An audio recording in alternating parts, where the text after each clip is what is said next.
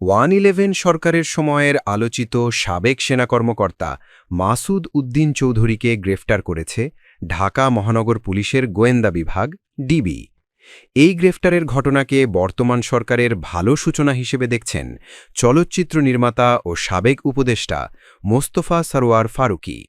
মঙ্গলবার সকালে নিজের ভেরিফাইড ফেসবুক পেজে দেওয়া এক স্ট্যাটাসে ফারুকী বলেন, ওয়ান-11-এর অন্যতম প্রধান ক্রীড়নক মাসুদ চৌধুরীর গ্রেফতার শুধু শুরু, এবার প্রয়োজন পুরো ঘটনার আদ্যপ্রান্ত তদন্ত। তিনি আরও দাবি করেন, ২০০৮ সালের নির্বাচন সহ ওয়ান-11 সময়ের বিভিন্ন গুরুত্বপূর্ণ ঘটনা তদন্তের আয়তায় আনা উচিত। ফারুকীর মতে, দেশের পরবর্তী সময়ের অনেক বিতর্কিত ঘটনার শেকড় ওই সময়েই নিহিত। তিনি বলেন, পরবর্তী সময়ে বিভিন্ন মানবাধিকার লঙ্ঘন, গুম, নির্যাতন এবং রাজনৈতিক সহিংসতার যে অভিযোগগুলো উঠেছে সেগুলোর লাইসেন্স তৈরি হয়েছিল সেই ওয়ান-11 থেকেই।